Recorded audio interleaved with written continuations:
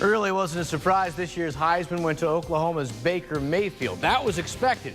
What was sort of unexpected, at least to folks around here in Louisville, was Lamar Jackson finishing a distant third in the vote. Todd Pletcher's always dreaming, able to overcome some sloppy conditions here at Churchill Downs and able to overcome some behavioral issues in the days leading up to the race. The other good news, Eric, they're wearing those throwback uniforms, and I'm told they're 2-0 against Syracuse when they do it. Louisville hoping to make a statement. This, folks, is how you make a statement. Quentin Snyder, Ray Spalding. The eclipse was last week, and now everybody is wondering what to do with these glasses. I think I figured them out. You put them on, you watch the Reds play, and you miss all the bad plays. Hey, you would sell your soul for that many titles. At least we have a soul. Oh, okay there, Louisville Mike. Clearly it is a house divided here. Now, back to Patino. Mentioned he left the facility about an hour ago at the entrance down there. We were the only ones who were able to catch up with him as he left the building. Coach, can you tell us anything? Guys, you don't belong on this property. David Padgett brought right up to the podium, question after question after question. All were hard, all needed to be asked, but he did a good job of doing the best he could to answer them. Easy to complain about the weather getting colder these last couple days, but folks, it always could be worse. Take a look at what the Colts were dealing with today in Buffalo. Eric, I got to tell you, I'm excited to see Lamar Jackson play tomorrow, but I know this, he's going to have it tough because he's not only going to have to deal with this, the Mississippi State cowbell, he's also going to have to deal with that defense, and that is no joke. It almost looks fake, doesn't it? And I, for one, welcome our alien overlord. Can you believe that? As far as national anthem singers go, the Louisville Bats hit it right out of the park with Friday night's performer. Oh, say, can you see? He's got such a deep, strong, low voice. By the dawn's early light. And it just resonates throughout the whole stadium. What's so proud? It was that voice that first caught the attention of Bats VP Greg Galliette. But it didn't take long for him to realize Brad Mann was unlike any singer he'd ever met before. The rest of his story as it started to unfold and I learned more about him is just even more amazing. Well, first of all, I'm partially blind, and I was also diagnosed with what is called Asperger's disorder, which is a form of autism. As one can probably imagine, getting around in life, let alone a ballpark, isn't easy for the 41-year-old. But when it comes to following his passion, there is nothing that can stand in his way. The fact that he lives by himself, he takes care of himself, he finds his own transportation down here and also heading back to his where he lives. It just totally blows me away. Ever since making his debut a few years ago, Brad's become a favorite right here at Louisville Slugger Field. In fact, when the team was asked to deliver a singer for this past season's ACC tournament, one of the first people they thought of was Brad. We had him sing the anthem for one game, then we brought him back on the finals, the championship day, and when he sang God Bless America, the coaches just stopped in the middle of the game and came over and both shook his hand. It was another rousing ovation for Brad, something he says never gets old. When I hear the crowd applauding for me at the end, I mean, that really is an encouragement to me because, you know, just letting them know that how well I'm doing.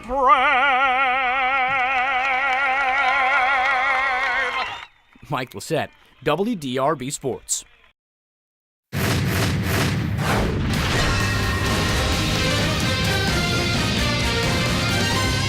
Some might be intimidated by the big stage of Madison Square Garden, but not those guys, not the Louisville Cardinals. Over the years, they seem to rise to the occasion at the world's most famous arena, and today against Memphis, no exception. Cards looking to win their 10th straight at MSG.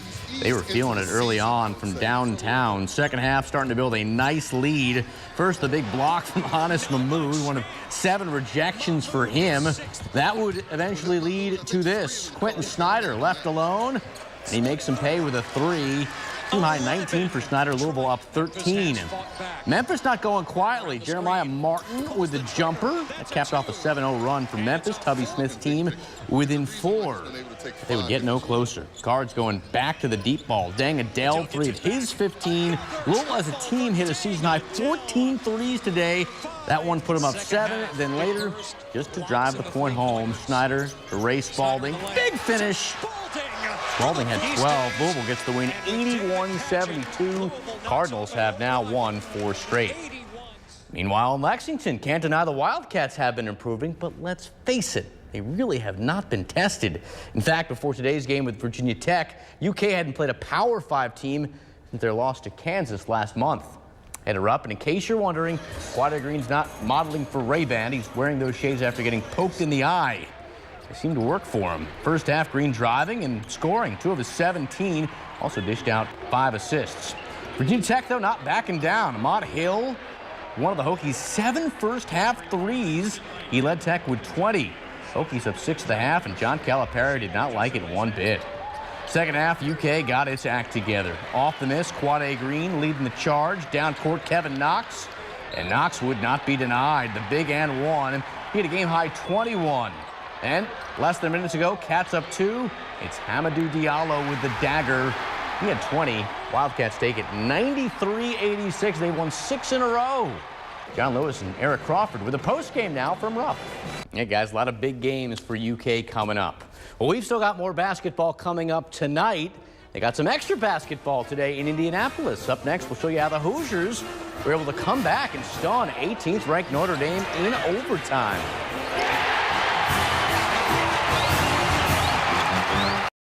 Like any athlete, a good horse has to have a good shoe.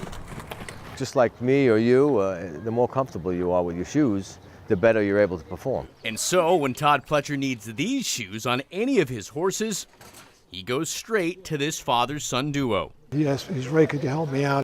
And I said to myself, gee, this guy seems like such a nice guy. I'll take the job. That was 21 years ago. Ray Amato has been with Pletcher ever since. Together with his son Ray Jr., the two prepare every one of Pletcher's horses for race day. That includes Always Dreaming, the favorite in this Saturday's Kentucky Derby. Well, can we help a horse win? What I like to say is we can help a horse run as fast as his ability will let him run. Shoeing each horse takes about 25 minutes. If we can make him feel comfortable, he'll stand better for us. The Amatos have got it down to a science. Well, of course, you pull a shoe. You got to trim the sole. Trim out the frog. Then you got to fit the shoe.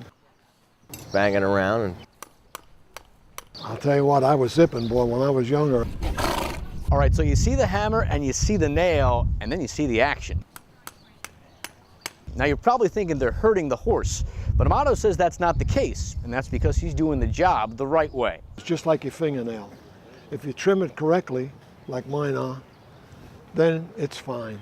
Sure, the job has its dangers. Well, you don't want to be kicked. Nobody wants to be kicked. But when done correctly, great things can happen. We're going to win it again this year. Yeah, they've got the tools, but most certainly the Amatos have the talent. Mike Lacett, WDRB Sports.